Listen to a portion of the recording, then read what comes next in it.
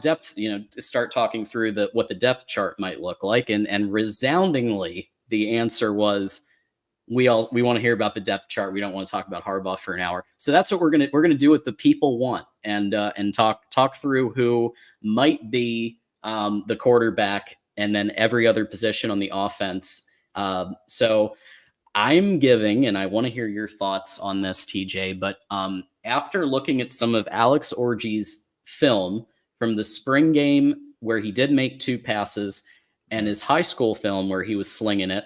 I have now seen enough of his passing ability to say, if he can continue to do that in practice, and Kirk Campbell likes what he sees and thinks he can mold him, at least he doesn't have to be JJ in the passing game. He just has to be Cade McNamara. I mean, I just think he needs to be moderate, and because his running ability is so good that like defenses are going to have to account for a running ability that's really strong, like so strong that they actually used him against Alabama and against Washington, right? I think he was in both games, wasn't he?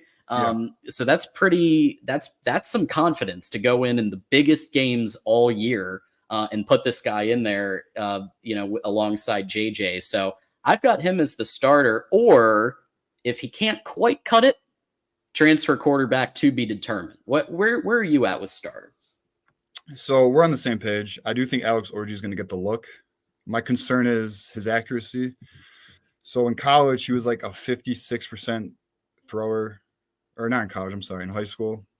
Yeah. And that's typically hard to translate into college or improve. Joe Milton had a similar completion percentage in high school. So he did improve once he got to Tennessee, but I do think personally, I think we're going to reach for the portal. I don't think Orji, although athletically gifted, I don't know if he's the answer. And I know you said like at least have a Cade McNamara floor.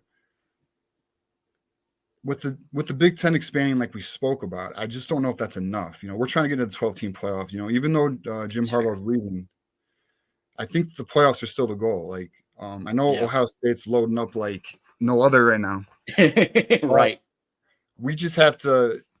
I mean, we can still beat Ohio State. Our defense is going to be elite. I know we're talking offense, but the defense will be elite next year. The offense is going to have 10 new starters.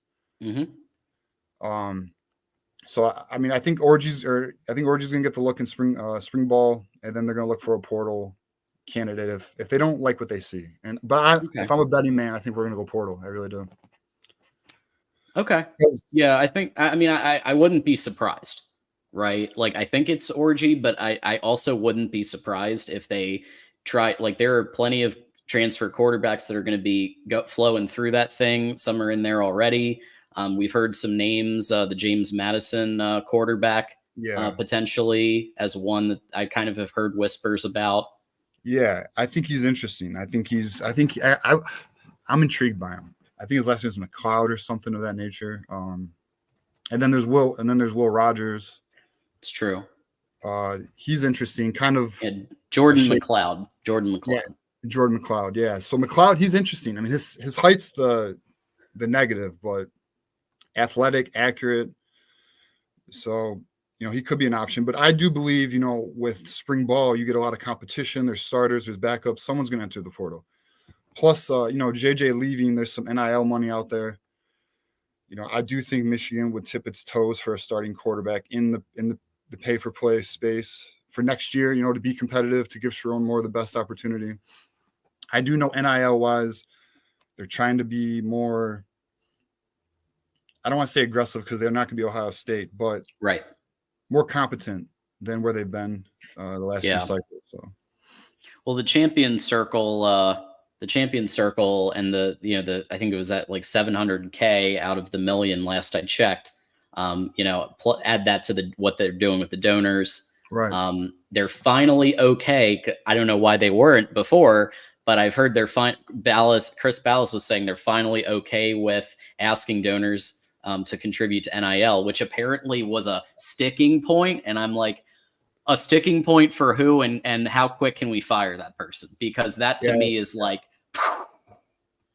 when everybody else is funneling all this money into NIL.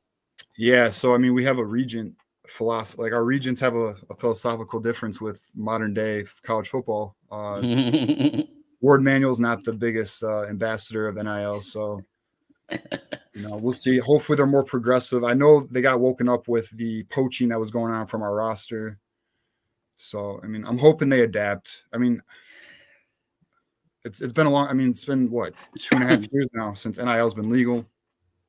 Absolutely. So we'll see. We need a more progressive athletic director, in my opinion. Yeah. We'll see. We'll see what Ward does here. This is his opportunity to show everybody he can do it. So. Absolutely. So as far as the rest of the QB depth chart, I'm kind of feeling Jaden Denegal at that QB2 position for right now.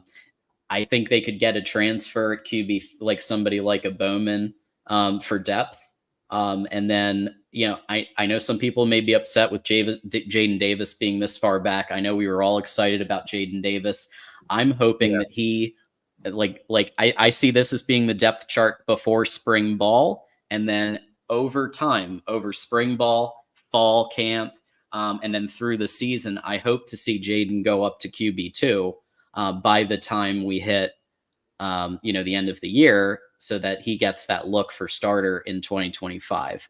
What's your take on, Jaden Davis and kind of where he fits into all of this? Well, he's a freshman, so the likelihood of him getting meaningful reps or starting this year are so low. I don't see it. I mean, I'd like to see him. Hey, maybe he blows them away. I mean, I know he had a good bowl practices. I know that was good. But I mean, I see them either going Alex Orji or a transfer quarterback for starting. Jaden Davis will probably be third. I mean, maybe he'll get some, like they did with JJ, late in the game, his freshman year, give him some reps when we're blowing teams out. Because I do expect we will be blowing some teams out because we're going to have a good running game. Defense will be good. It's just going to be who's our quarterback and what can they do. So, can Jaden Davis work up the depth chart too? I mean, that's going to be a big storyline this spring ball and the fall camp. So, I mean, he'll be third at worst, second at best, in my opinion. Unless we bring in a transfer, then he could be third at best, because I'm sure Orji will, although then, you got to look at maybe Orji transferring out, but yeah, I think that's, because, that could happen. If you bring in a new portal quarterback and he starts over Orji might transfer out. But I mean, that's kind of what it, Yeah. So I have Jaden Davis Warren as the Dan Villari of this depth chart, and when I say that, Dan Villari was going to be the quarterback if we had to play Ohio State in 2020 because everyone else was out with COVID. Right. Davis Warren is the Dan Villari. In other words, if we have no one else and we need a quarterback emergency situation, I might even put Donovan Edwards in, honestly, before Davis Warren. I'm sorry. I just don't. I think he had his flash, and I love his story, and I'm glad he's still here. I hope he helps, as maybe a pseudo coach, kind of like I'm trying to think of the quarterback at Iowa after Cade came in, Petrus, who kind of was a coaching person in the locker room after Cade became QB1. Yeah. So yeah, I mean, that's kind of where I see the flow here. Well, considering he's fourth on the depth chart, it could be worse. He's solid in the for a depth quarterback, he's solid. So, I mean, he looked decent in spring ball. Or no, actually, was it spring ball or was it actually he didn't play very well in spring ball, but no. He did. You're thinking of last spring. Spring game he played okay. Yeah, we all had hope. But I'm sure we'll bring in a portal quarterback. I'm sure Jaden Davis will play if needed, so it won't be a problem. There you go. Whoa, can they catch him? No. The Don is back, and the Ohio State Slayer, and the guy who obviously was working through an injury, but then against Washington, I kind of thought this might happen because Washington's defense isn't great. That Donovan Edwards had another of his characteristic performances with big runs, and he's decided to come back for which I think we're all excited about. So I could see him and Khalil Mullings being like that lightning and thunder kind of pairing, similar to Hassan Haskins and Blake Corum 2021. Do you see them kind of doing that in the run game? 100%. I mean, we're definitely going to do a dual running back system. I don't think that will change. But I also want to point out, this is probably the strongest running back room we've ever had. When you look at Khalil Mullings, Ben Hull, Cole Cabana, Jordan Marshall, Michael Capana, I mean, that's insane. Like, that's just nasty. I mean, the speed, the talent, the different variation of running backs. I mean, we are strong. That is a room you don't got to worry about. Now the question is, can Donovan Edwards be the RB1?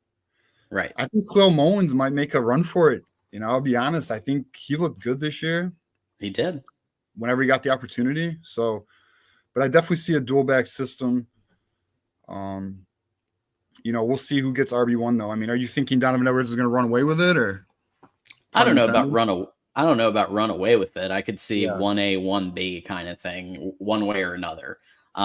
We've seen Donovan kind of do some stuff in the slot. We've seen him kind of be a receiver. They'll probably continue utilizing him in that way where he's a factor in the receiving game. Where Khalil can just he's got that ability, like he's growing the ability like Blake Corum had, where if you need 2 yards, he's starting to be able to get you 3 or 4. He's getting to that point. I'm not saying he's Blake Corum yet. So let's be very clear, but I think he's somebody who's worked on things a lot since 2022 to really grow his skill set the last year. Yeah, my concern for Edwards is, can he slow down and can he get patient? Because I think that's what really slowed his progression this year. I mean, he was just hitting the hole too fast, wasn't allowing the lanes to develop. But I mean, he has all off season to be RB1, and I think he has the skill to do it, but can he do it? That's the question. Yeah, I think Khalil Mullings is. I really do. I think Khalil Mullings is going to get that RB1. I think they're going to do the same thing with Donovan Edwards. I mean, it might be more like a 60-40 split, but I don't know. I'm thinking Khalil Mullings is going to get it. That's just kind of where I'm leaning, but we'll see what happens. Okay. Yeah, I love it. And Darren Talks Ball, encouraging everybody to hit the like button. We appreciate that. Tell a friend. Send this YouTube link to one person, or to a Facebook group, or to a Discord chat. Just do one of those things and it'll help us out, and it's free. So we appreciate that. After Khalil, so here's where it gets really interesting, because Ben Hall really impressed me in the periods where I have seen him play. It's going to be interesting because you've got him, but then you also have some real high level players behind him.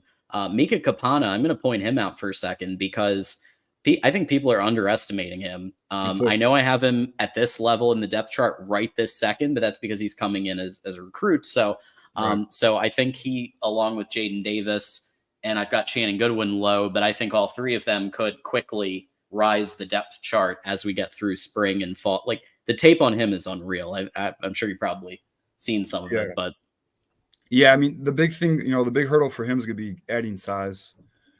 Yeah, being able to play at this level. I think he's probably going to redshirt, to be honest. Makes sense for this year. Yeah. Jordan Marshall is a little bit more size ready, but I think they might redshirt him too. I mean, we have so much depth. I mean, Ben Hall, like you said, I think he's going to be a stud, man. I really do. I think I agree that is laughable. It's a joke. Yep. I'll tell you too, Cole Cabana, don't sleep on him. That kid's incredibly talented, incredibly fast. I think he might get kick returner or punt return duties next year. That would make total sense. Yeah. I mean, it's like you said, DJ, it's a stacked room, and so you could see as many as 2 or 3 of these people redshirting, just because it's so stacked. But you'll see them. Maybe you'll see some of these people during the first game of the season, or against somebody when we're up like 40-0 or whatever. You're probably going to see some rotation going on here, but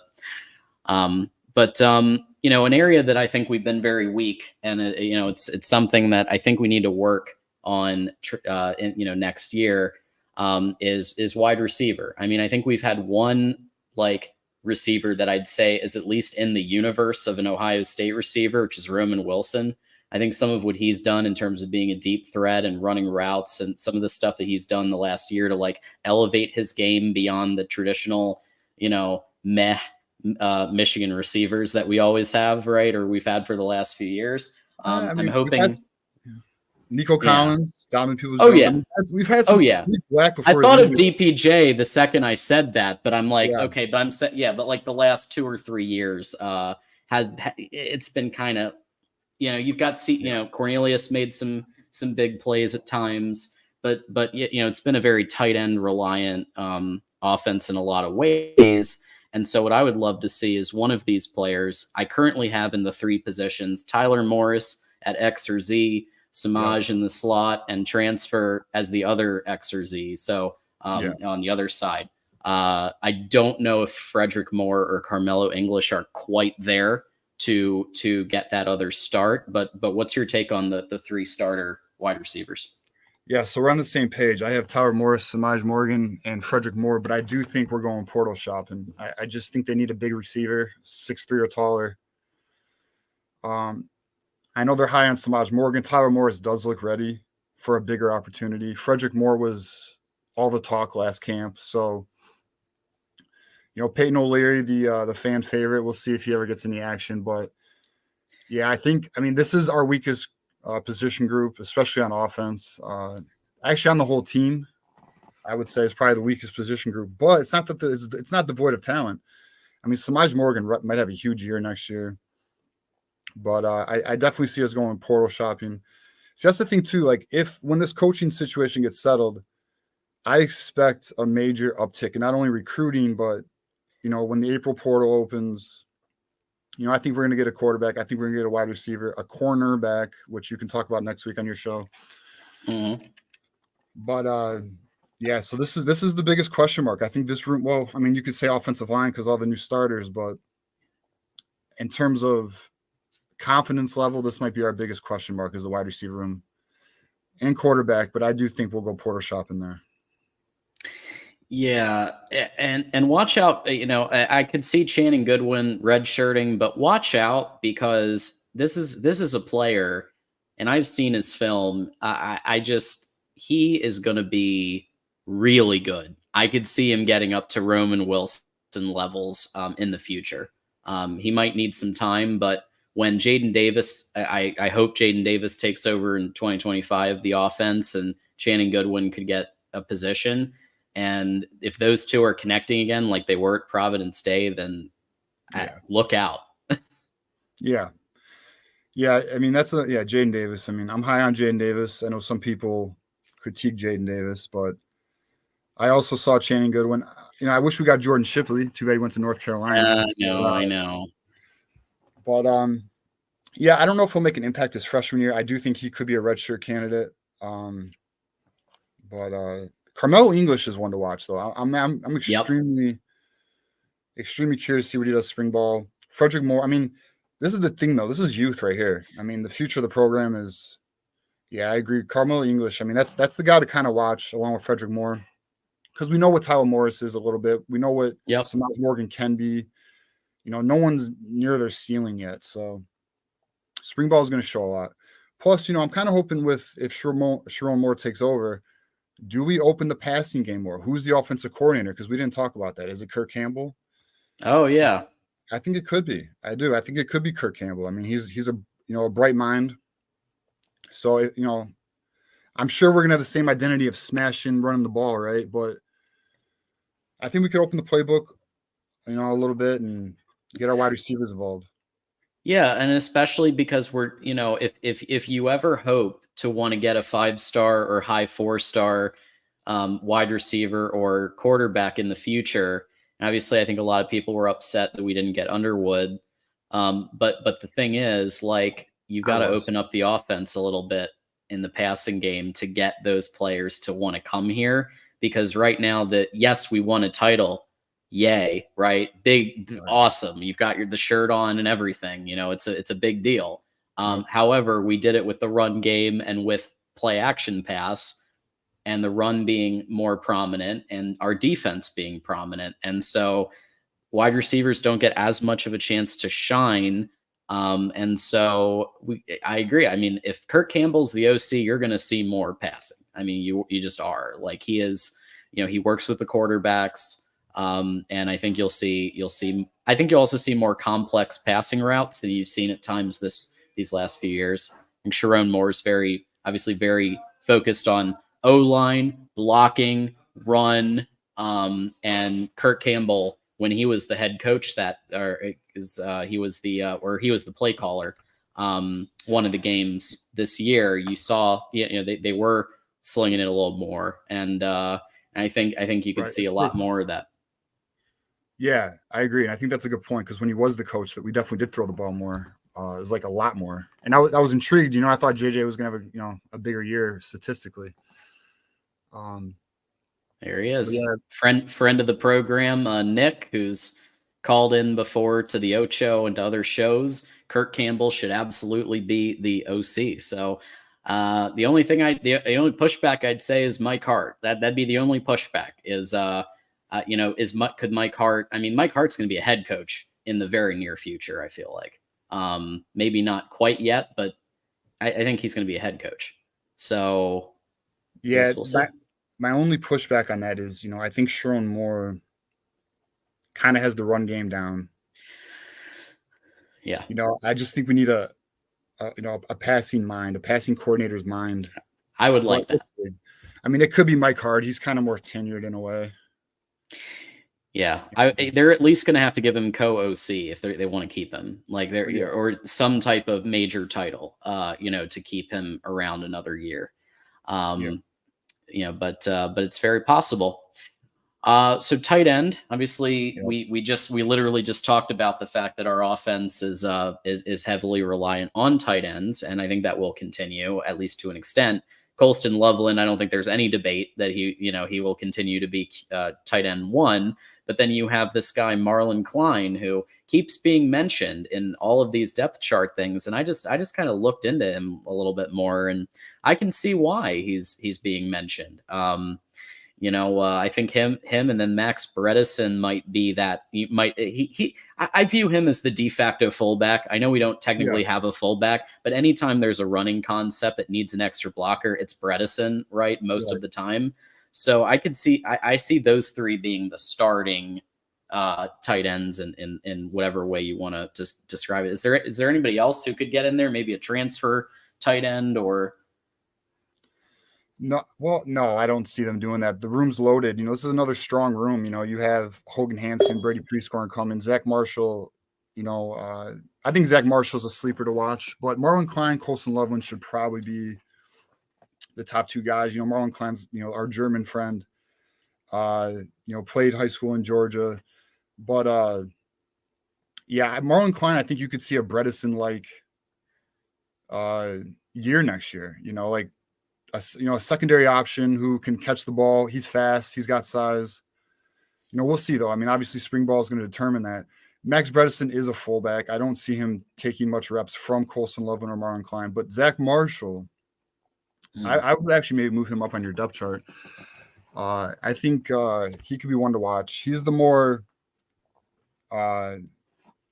stretch tight end type that maybe could surpass Marlon Klein because we know Loveland's locked in. And then I don't know, could Brady Prescorn and shock people? Because I mean, look, you want to talk about recruiting rankings? They did him injustice, man. That's a 5-star tight end. I don't care what anybody says. He just didn't do any camps. That's a talent. That kid is talented. Well, I think you saw that on 3 247 kind of treated the Michigan recruits and probably demoted them a bit from what they probably should be across the board. And Brady Prescorn, along with Mika Kapana, I think were two of the biggest jokes. He was a 3-star. Really? Have you watched even a minute of film of this guy? And Brady Prescorn's the same thing. Yeah, I mean, unless you go to these camps, you're getting knocked. Like Brady Prescorn didn't go to any camps all summer. and they knocked him. But I mean, that's bullcrap. Just go to his games, watch the tape. The kid's a stud. I mean, he's arguably the best tight end in the country. That's the thing. Like, if you look at all the other tight ends, you could argue he's the best tight end in the country. Absolutely. So let's see. And Zach Marshall, I have no argument there. I interviewed the guy, and Oh, that's cool. he's an awesome dude, and he seems very locked in, and he seems like he's following the process and exactly right. And so we'll see. I'd love to see him slide up the depth chart more. So keep your eyes peeled to that. And then I only have the starter OL here, and the reason is because there's literally like 20 freaking people. I mean, there are so many people at linemen, and so I kind of have maybe some idea of who might start, with the caveat that any of these, with maybe one exception, there are also transfers that they're going to look at, right? So in addition to some of these players, and I know there's a transfer in here, or two transfers. I think they could still raid the portal a little more. They have a history of doing it, and Sharon Moore, if he is the head coach, I think he'll probably continue that tradition. But I think you're going to finally see Crippen and El Hadi and some of these players finally take starting reps at linemen. I mean, where are you seeing this? So we are on the same page again. This is how I have it. I think Hinton's going to be a beast. El Hadi's ready. The question for me is, who's center? Is it Raheem Anderson? Is it Crippen? Everything's I have pointing Crippen right now, but yeah, me too. But I just think, I don't know. There's a part of me that thinks Raheem Anderson might take it.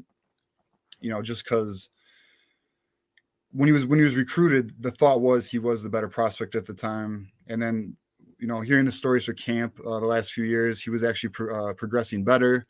But this last year, Crippen rose up the depth chart, so we'll see. Then Preeby from Northwestern, I think that's a good pickup. That's a good pickup. I mean, I don't think it'll be something like Drake Nugent level pickup, but I think it's a solid fill-in gap stop. Yep. And then Andrew Gentry's a monster. If he can find his game, because he went on the 2-year Mormon mission, and he's been back. Is this the second year back now? I think so. Yeah, so 2 years in the weight room. Yeah, so I think that's where we're going to be at. You have the same offensive line I do, so I don't transfers though. It could happen. I mean, I think they will keep their eyes open. Like I said, I think if Sharon Moore's the head coach, they're going to be aggressive. I think they will. In April portal. Yeah, I agree. I mean, look, I think any position group they're going like Michigan is known now for getting portal people, but also they don't just raid. What I love about it is they don't just raid the portal. They develop the talent that they have.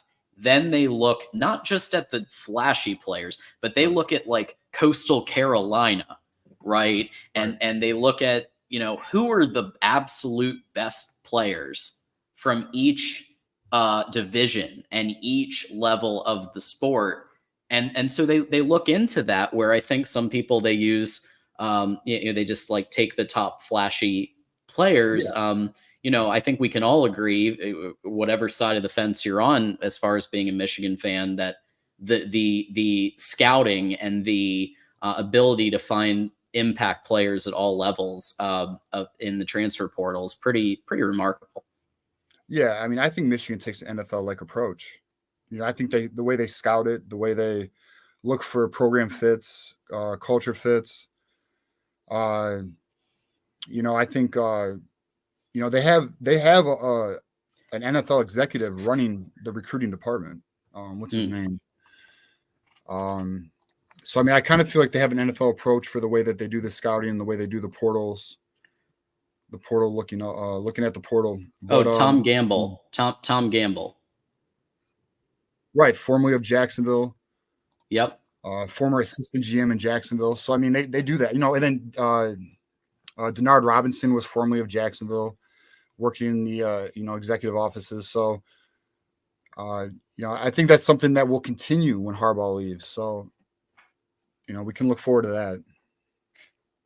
You want to talk about a rock star on campus? I went to Michigan when Denard was the quarterback, and you want to talk about just a straight up, like, everywhere he went, if it, you know, he people were running up and wanting to talk to him, get selfies, Yeah. all that kind of stuff. I mean, that was a player. He unfortunately got let down, I think, by some of the schematic stuff that was going on. But And as a Devin Gardner. quarterback, yeah, yeah. But as a quarterback and as a runner especially, I mean, when he called his own number, whew. Man, I mean, to this day, he's probably the most electric player I've ever seen in a Michigan uniform, in my lifetime. I'd argue, I mean, he was up for the Heisman. I mean, he wasn't up for the Heisman, but early, I don't remember what year it was, but he was getting like, 120 yards a game rushing and like 150 plus yards throwing. He was just, you couldn't touch him. He was killing it. But Absolutely. So Mark Rogers, voice of college football, is in the house, and he is asking everybody. It's not just me asking anymore. Who cares what I say? We got Mark Rogers in here saying hit the like button. So please, everybody, take 2 seconds and hit the like button, and tell a friend that we're rolling here. We really appreciate it. So thank you so much, Mark, for being here, and everybody on the line, because we've had a pretty poppin' show. So thanks for that.